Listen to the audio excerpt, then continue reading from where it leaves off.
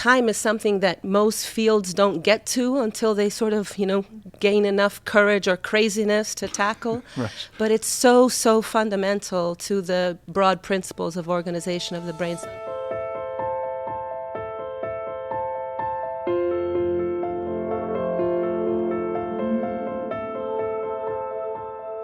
I'm John Foxe, Director of the Monte Institute for Neuroscience here at the University of Rochester, and I'd like to welcome you to another episode of Neuroscience Perspectives. I'm absolutely thrilled today to introduce my guest, Dr. Nobre. Dr. Nobre is the Director of the Center for Neurocognition and Behavior at the Wu Tsai Institute at Yale University. She recently returned to her alma mater after spending the majority of her career at Oxford University, where she held several major leadership roles, including the director of the Oxford Centre for Human Brain Activity. She is an international member of the National Academy of Sciences and a fellow of the British Academy, and she has received numerous honours, including Lifetime Mentor Award from the Association for Psychological Science, the MRC Suffrage Science Award, the Broadbent Prize from the European Society for Cognitive Psychology, and the D. Carvalho Heineken Prize for Cognitive Neuroscience. Her discoveries have literally revolutionized our understanding of human brain and behavior. So thank you, Dr. Nobre, for being here on Neuroscience Perspectives with us. Let's dive in. Let's dive straight in with your research.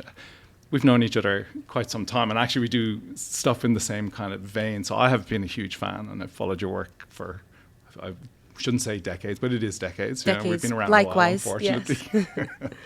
So, and I always think of you as an attention researcher, but you've really spanned the gamut, looking at sort of the role of cognition in determining behavior. And one specific area is this business of time and attention or cognition in time and frameworks of time. So why time, and why is it so important?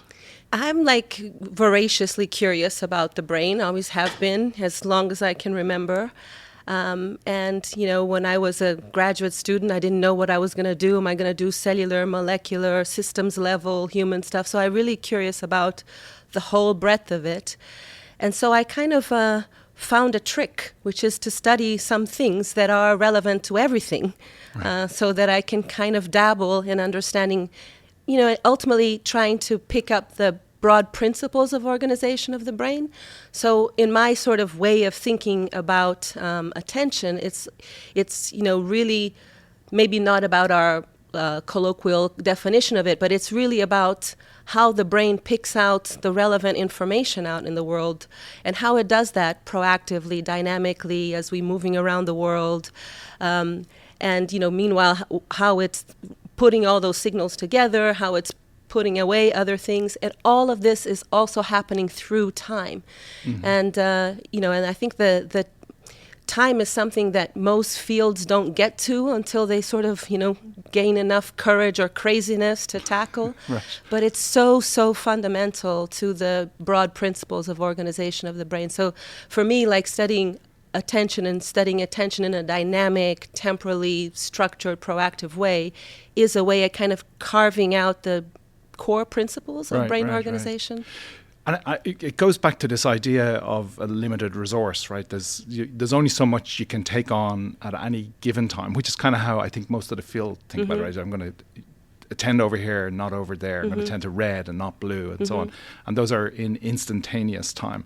And so you've said, I need to understand this as it plays out across an episode or a period. I think that framing that you gave is the textbook framing of the field. We have limited resources, there's bottlenecks, and it kind of emphasizes sort of the limitations of our mental capacity in our brain.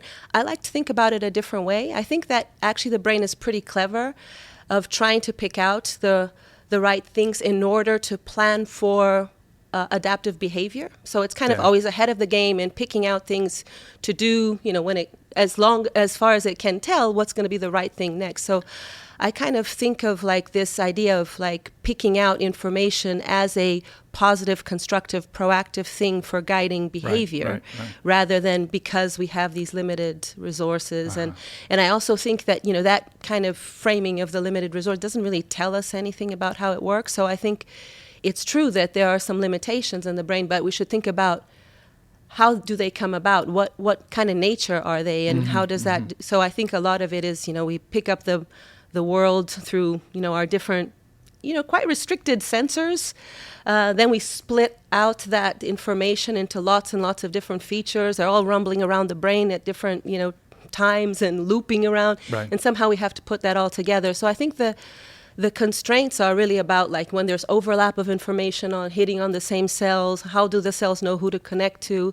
And it's not about that there's just too much. It's like it's the problem of stitching it all together again. Right. That I think is the tough bit. Does it go hand in hand with, so theories come and go in our field, and we're all about predictive coding at the moment. Yeah. This idea of having like a model that and projecting out into the future. Is it related to that?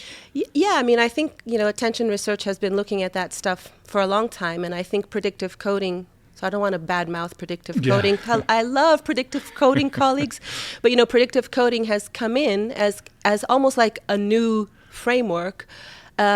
But it's an old idea dressed up. Yeah, and I think the two fields could do better at finding the points of conciliation, convergence, mutual information. So I think a lot of the predictive coding literature has emphasized the fact that, if you already know something, then you don't actually need to process it because you kind of filter it out and you just process the things you don't know. Whereas the attention literature tells you exactly the opposite. Right, it says if you know things, you can put them to really good use and do that thing to the best of your ability. Like if you're in a tennis game or marathon and having to figure out. I think that both of those things are probably correct, and they happen probably in different circumstances, within different mechanisms, and possibly within different circuits. But I think sometimes the predictive coding has kind of swept the attention field under the carpet, and I think it would be much better if we bring all those threads together and build a better tapestry out of it. Tell me something that you've learned about a mechanism that keeps track or divvies out my resources in this temporal way over time. Would you have a simple answer to that, or is that an impossible question? I'm not sure what you mean, but I mean, I think we can read out the fact that the brain is pre-playing things in time. Right. We can read these things out. We can read out like what you're focusing in mind based on what you're going to have to retrieve all the way to your eyeballs by measuring your pupil. We can look at how the brain is selectively focused on the information it's going to need to retrieve at a given moment. Right. And we can measure that from your eyes, for example, which is pretty crazy. So seeing the signals in neuron circuits using electrophysiology or imaging and saying, this area. And even physiological signals all the way to, and the periphery. Right. And is that, do oscillations, for example, as part of a temporal, a way to hold on to time? Yeah. Is that a player in this? There are a lot of potential players in time processing at the moment, and I don't think we have a consensus broad understanding of which of the many potential mechanisms that might be contributing to this. So, for example, there are oscillations. Oscillations have been proposed as keeping beats and keeping tempos and possibly structuring a bit of our active sensing of the world. Right. There are also activity in neurons that ramp up to anticipated moments. There are dynamical systems that are, very dynamical, and that at given moments of time, if something happens that's important, you get a plasticity event, which then consolidates that state, which intrinsically carries time information in it.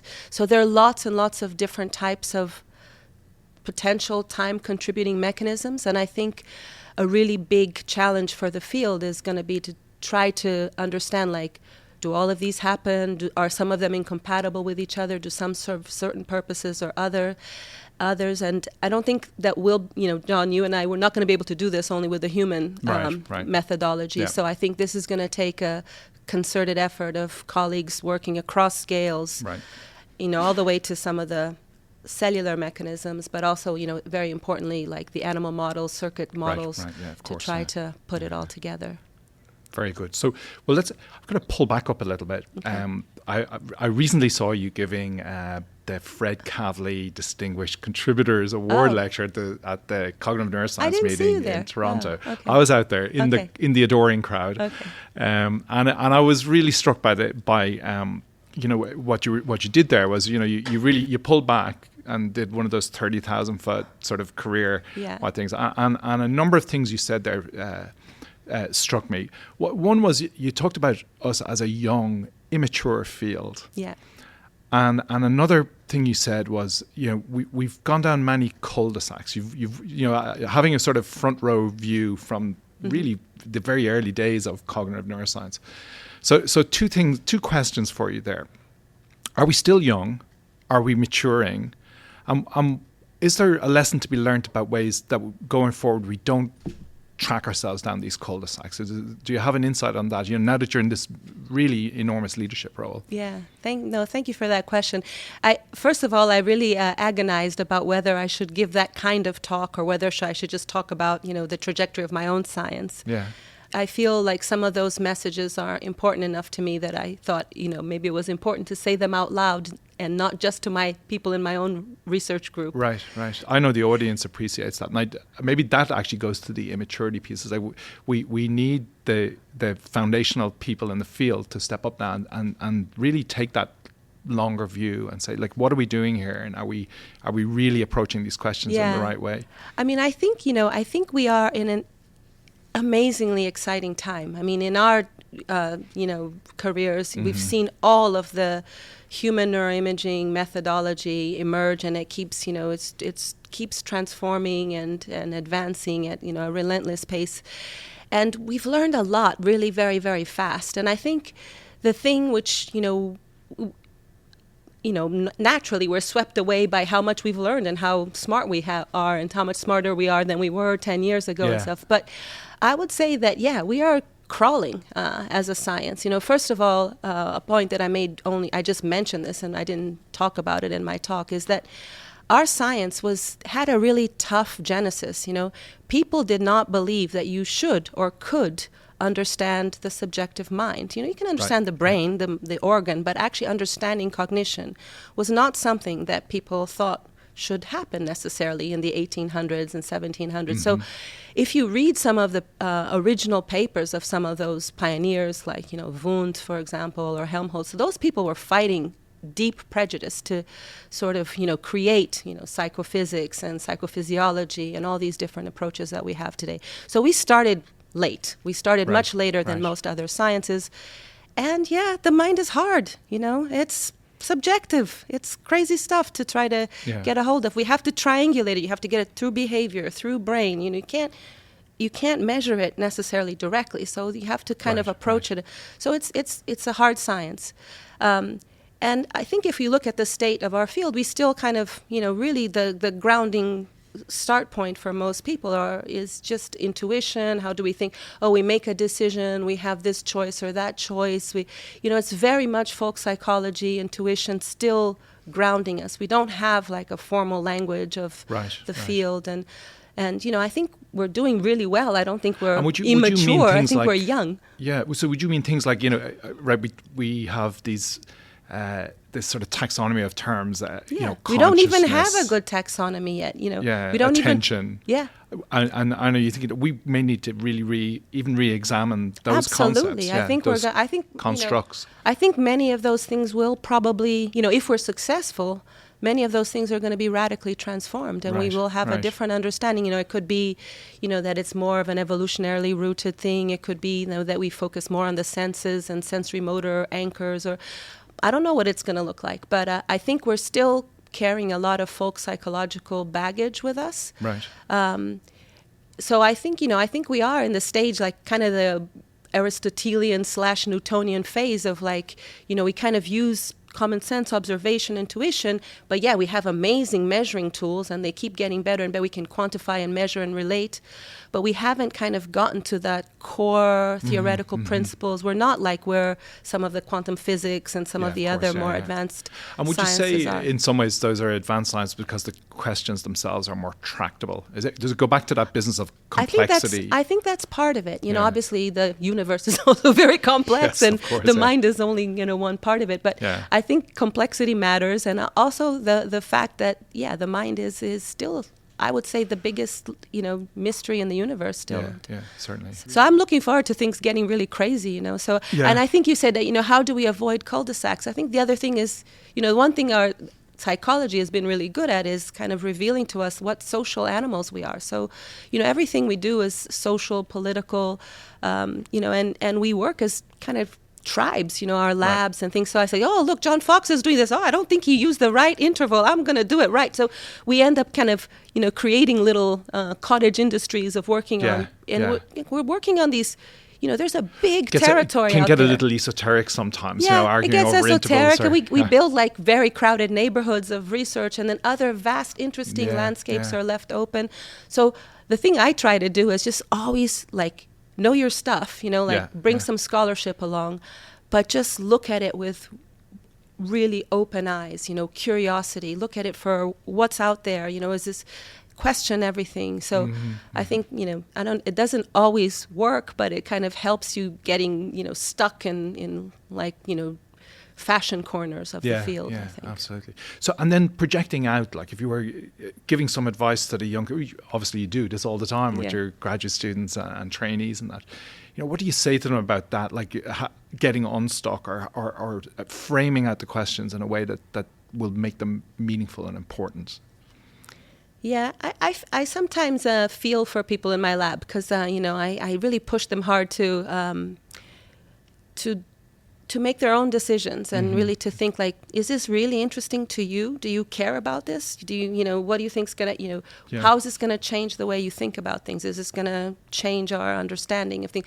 I really try to operate at that very basic low level where I think things are really important. So I really try, and I think, there are many ways to be a successful mentor, but sort of my approach is really to try to help each individual find meaning and joy and their own, pathway of the balance of productivity for themselves. So I try not, I'm not one of those things like everyone has to do this every month and here we do, it's all very more organic. It's kind of intense holistic. And organic, working on personhood as well as just this is the great project and to not do just something. The person as a scientist, but the whole person. I mean, I think you're only going to do great science if you're really happy and if it fits in your life. So that's very good. And of course, you had some extraordinary mentors. I had the great privilege of knowing two of your foundational mentors, Greg McCarthy and Truett Allison. Can we talk a bit about that, like the mentorship in your life and maybe some people that lifted you up and framed the way you approach things? Absolutely. I mean, I think I've been so lucky. I've had pretty much only support and, championing and enthusiasm from people I've worked with. Of course, everybody's weird and, quirky from close up, and you have to embrace the quirks of your mentor. Especially in our business. Yeah, absolutely. So, I just always try to take the best out of people. So Truett Allison, who, as you know, is now passed. I mean, he was one of the very modest giants in the field. I remember him singing, country music, and I can't actually sing some of the songs because they're not repeatable in public.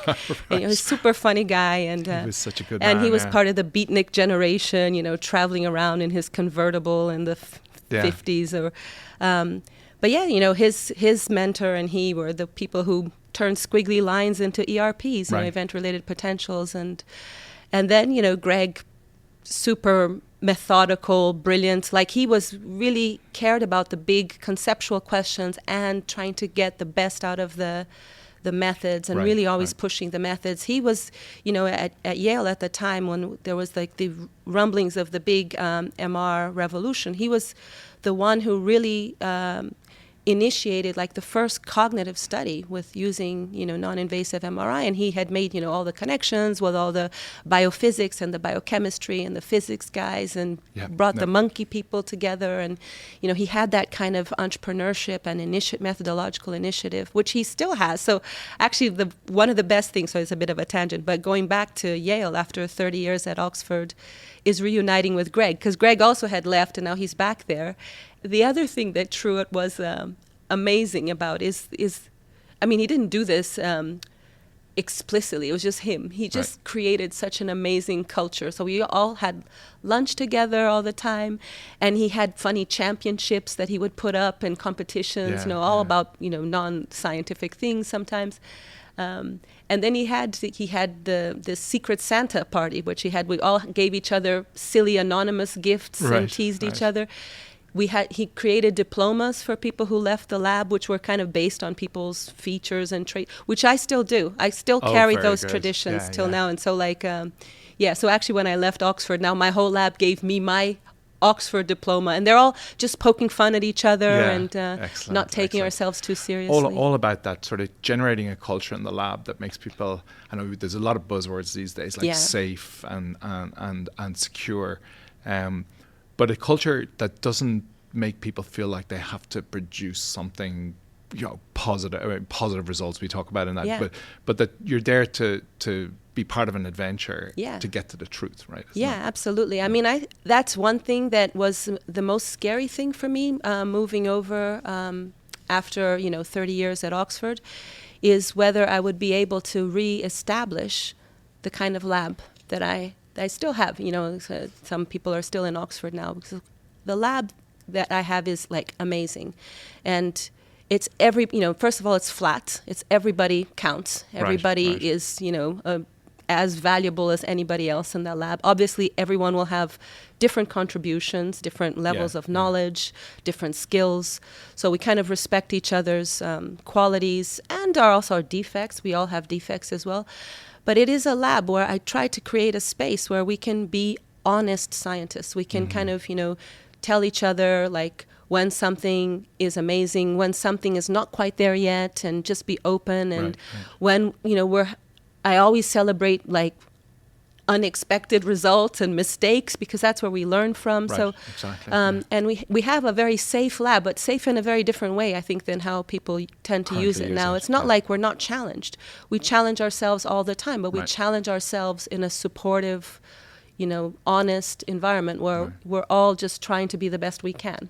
You're an electrophysiologist first, right? And so you're squiggly lines and high temporal precision. And then along came fMRI, and you and I both had the great good fortune of being right there when this all happened. So I often wonder actually about our youngsters, are they going to have the same opportunity? There is a big happenstance component to it. Yeah. But when you see all this work now using functional imaging, where they're talking about temporal correlations between areas, and we're really still looking at the brain plumbing, do you think about this? The tension between what you know about timing, given that time is so important to you, from electrophysiology, and the way this is talked about with the functional imaging folks. Absolutely, and I think I touched on that in that Kavli lecture, and that was one of the things I was hesitant to mention. I tried to couch it in a friendly way, I think ultimately the brain is working at a very maybe not super fast way, because it's still biology, not compared to electricity and stuff, but things are happening in the tens and hundreds of millisecond scales. The MR-based and PET-based imaging are much, much slower. They're kind of looking at the multiple downstream consequences of that neural activity, and not even in a necessarily one-to-one way, right? So we don't even know exactly what's all contributing to the hemodynamic response. So the thing that baffles me is that people actually use imaging to say, like, what is this area doing? You can't ask that question. That's right. Because, Absolutely. What you're going to see in an MR image is all the activity that's going through that area as part of the network that this area is in. And you don't know what the contribution of that area is, or what's the feedback to that area, what's the reentrant stuff, what's the lateral connection. So that really, worries me. And I've actually, and that's, I would say, now I think people are using MR also for many other different types of questions, some of which I think are great and fine. But I think the bulk of the MR work is still about, what's this area doing? And not only do we now just look at an activation, is we also throw in really complex, computational equations to understand exactly what factor of this process is. And I think that's even more crazy because, I think, so I actually worry that, we are creating a sort of a hallucinogenic kind of view of what the brain is doing based on MR. Precisely the same worry, because in the end of the day, when you go back to first principles, we're looking at fluid dynamics in a tissue system, compartmentalized tissue system, but they by definition are slower than the actual events of interest to us. Yeah. And there is no amount of speeding up of the capture of the data that's going to change that fact. The signal is the signal. Yeah, so that does worry me. I mean, I still think there are lots of amazing things that MR can do. So I think, if you're just trying to understand in general, are areas correlated with each other? That's good, because it doesn't really matter the fine grain. Right. So you can kind of get the broad networks, maybe. Yeah, exactly. Yeah. I think if you want to say, if you want to say, I can see that the brain is coding this kind of information, or some area has that kind of information by using decoding methods, or compare this kind of representation versus that representation, or the transformations of representation. I think that's okay, as long as you're not trying to pin it down to a specific. So I think there are lots of good questions that people can ask, but I think, as usual, having that respect for the limitations of the methods often falls short. It also falls short in our area. I mean, to be honest, I think, when I remember when I went to Oxford initially, I was trying to set up the sort of first EEG and ERP lab there. And what everybody wanted to do is I want to know what this area is doing at what point in time. I said, well, you can't really ask that question with EEG, because we don't have that kind of spatial resolution or pinpointing. So again, we can ask lots of interesting questions, but there are some that are not as well answered. And beyond it's the resolution of the technique. And those, for some reason, because I guess ultimately humans are phrenologists at heart, maybe phrenology and space and time, those are the things that they want to ask, and the methods don't really allow us to ask those things. Yeah, exactly. Yeah. So let's go back a bit then. Let's go way back. You're not from these shores. You were born in Brazil. There's a couple of things I want to ask about that. So how does a girl from Brazil end up in the US, and how does a girl growing up the way you did end up thinking, I want to be a neuroscientist? Yeah, so I think, life is full of coincidences and circumstances, and I think those make a huge difference to people's lives. I was a small kid in Rio, in Rio de Janeiro in Brazil, and my parents were very young, so they were sort of in their early 20s when they had me. And my mom convinced my dad that he should go and do a course. Let's go and travel abroad, and why don't you go and do a course in the States? So so that was kind of unheard of at that time in Rio and stuff. And they didn't come from very rich families or anything. So my dad was a very good student, and he got a fellowship, and we ended up. He spent a little bit of time at Princeton and NYU doing was doing law.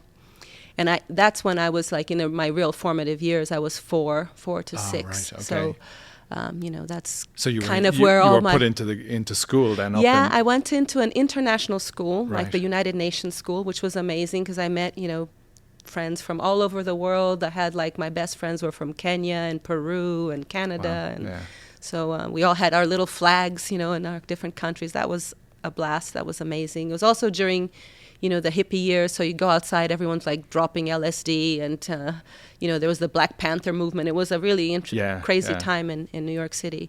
So those were very vivid memories. When we went back to Brazil, my parents realized that I had this great gift that I spoke English, perfectly, and they thought that this would be a good thing for me. So they kind of convinced the American school there to let me in on a scholarship to continue studying and in being able to speak English. And then that school, was a great school, again, with people from all over the world landed in Rio. You can imagine, people from all kinds of corners, from the Netherlands and Cape Town and, everywhere.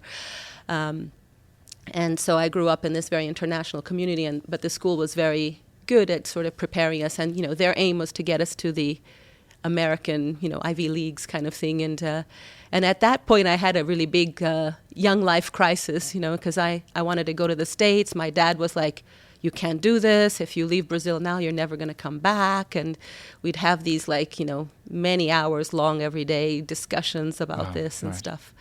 And in the end, I had decided that I wasn't going to come to the States. And I didn't actually, I threw out a lot of my college applications, but I had applied to some places still.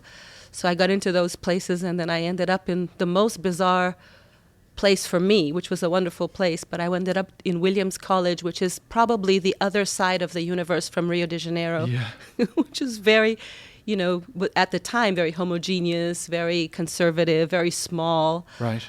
So coming from, the whole world on the Rio beach to Williamstown in the snow was a bit like of a mind bend. Yeah. But good education and a good the experience. Education was amazing. Actually, I think because I was a bit of a misfit there, I was. It was good in that sense. I did a lot of soul searching, and I studied like hell. I just I know you're supposed to take 4 courses. I was always taking 6 courses at a time just to keep myself from trying to cope with the bigger growing up issues or something. Right. And then what happened? After Williams, did you go straight into PhD studies? No, I took a year back in Brazil after that. Okay. I wanted to go back. There were just stuff going on with family and things. I also wanted to be there for some difficult times in the family. So I spent a year there, but at that point I had applied to graduate school, and I just deferred for a year, and then I went to Yale. Yeah. The jump from here to Oxford, 1994. Just a couple of years back. Yeah. That was a big jump as well, right? Yeah. I mean, and what was your experience with England and Britain before that? I mean, I had visited Europe, but I mean, I really was, I'm very much a New World girl from Rio, and so it wasn't really part of my DNA in any way. Right. I ended up in England again for vagaries of happenstance in life. I had a boyfriend at the time who was English and from London and wanted to go back, and so I thought it'd be fun to do a fellowship there for a while, and I'll see how it goes. So I ended up in Oxford, broke up with a boyfriend within the month, and then life is peculiar like that, right? It was very peculiar, and divergences and and it was I think one of the things that I most love in life is just learning new things, obviously in science, but also in terms of meaning of life and why are we here and perspectives, and so England was so different in many ways. And also the tone of the science was different. I think people were at that time more interested in some of the theoretical questions rather than the data, productivity. Right. And that resonated with me. So it was like it's been forever a trajectory of learning and change, and I've really enjoyed it there. And I can't really say I lived in England, because I lived in Oxford. Oxford is another small universe. Crucible of the universe, and I love that place. Yeah. So going back home to Yale, a kind of a home, it's been a good experience, and navigating the re-entry into the US system is... Yeah, it's I was very much like Oxford establishment, as you were kind of implying, and I have all my great friends there, and I kind of gave my blood and soul to that institution, and I still love it dearly. So I think when when we decided to move, my husband and I, it was kind of a shock to everyone, it was like, what?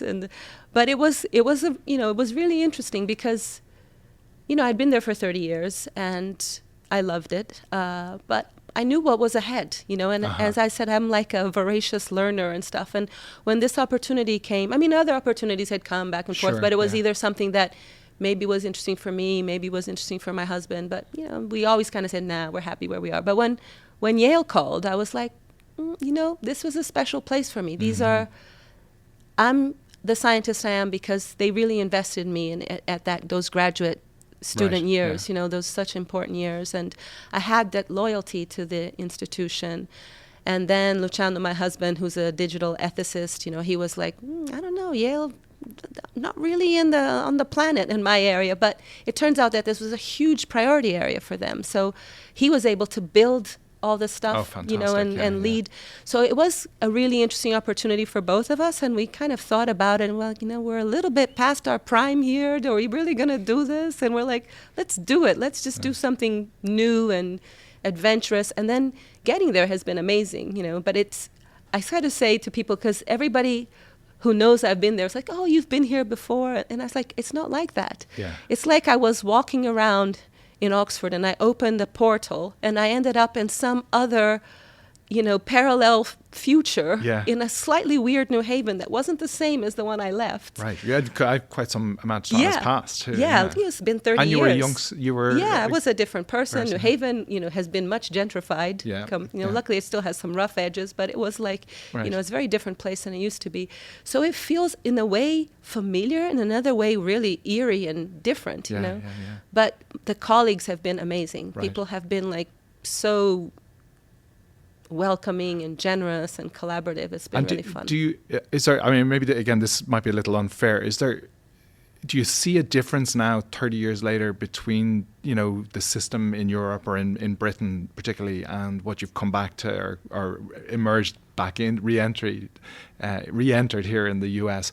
Are the systems set up different? Are the motivations different? Are there good and bad components to that? Yeah, I think they're in a way, academia is the same everywhere. We're a bit conservative, we're a bit entrenched. We kind of have creative and whatever souls, but we kind of get stuck in the academic machinery, and that's kind of the same everywhere. Yeah, but of course, there are like a lot of really interesting differences as well. I think one of the things, one of the things that's very similar between Oxford and Yale, which I like, is that there is kind of a collaborative spirit. So people across they're very loyal to the institution, and there's this idea of like doing things together and doing it as a team. It's a little bit, I think Yale has that reputation among the Ivies, or at least Yale thinks it has that reputation. Okay, I don't know from the outside, compared to some other institutions of really like doing things for each other together as a team and collaboratively. And I think Oxford also has that. People don't see it because everything is like everything's so distributed in all the colleges, the institutes, the centers, the things. But ultimately, if you ask anyone, hey, do you want to work on this project? They're like, yes. If you manage to get the connections going, things really synergize, and I think that's true in both places. But then I think the institutions are conservative in really different ways. Like the thing that has struck me in the U.S. is like the agony that people put into the recruitment, promotion of faculty. Right. It's just so cutthroat, so involved, to an extent that it's probably beyond what's necessary or even optimal. And I think it causes a lot of angst and work Sets for up everybody. An incentive structure that's a little anti-science maybe, or a little anti-intellectual. Well, I think that's one of the things that was exciting to me about coming to this particular institute at Yale. It's an institute that sits, outside of any of the schools or any of the departments. So it's kind of a free-floating institute right under the provost's office. So it has a lot of freedom there. And I think one of the things that I would love to do is kind of obviously push gently and nudge, see if we can change some of these academic incentives and help link our science to the world better. We do a lot of cool science in our labs, but if we think about the science of human behavior and science of the human mind, a lot of it is happening in industry and companies and tech companies and car companies collecting all these data and stuff. We need to find ways to partner and work together across academia and non-academic sectors. So that's one of the things that I think is kind of pushing against that conservatism is going to be hard, but it's something I'm really determined to try to do. Next challenge. Yeah, I'll just be annoying people that way. Well, I'm going to ask you one more question. I really appreciate all the time you've taken with us. I mean, you brought up Luciano, your husband, and I wouldn't normally ask about somebody's significant other, but it's very meaningful in this case because he's also an academic and he's a philosopher working in this digital ethics. And I mean, certainly I have a sort of fascination about, like, what's the conversation at the dinner table like, I mean, have you found that, being married to a philosopher, or has he found being married to a neuroscientist, that there's been cross-infection of the way you guys think about things? Totally, yeah. I think that's been so mutually enriching both ways, I mean, first we kind of like, we were a bit at loggerheads at coming, at things from really different perspectives. Yeah. But I think Luciano has,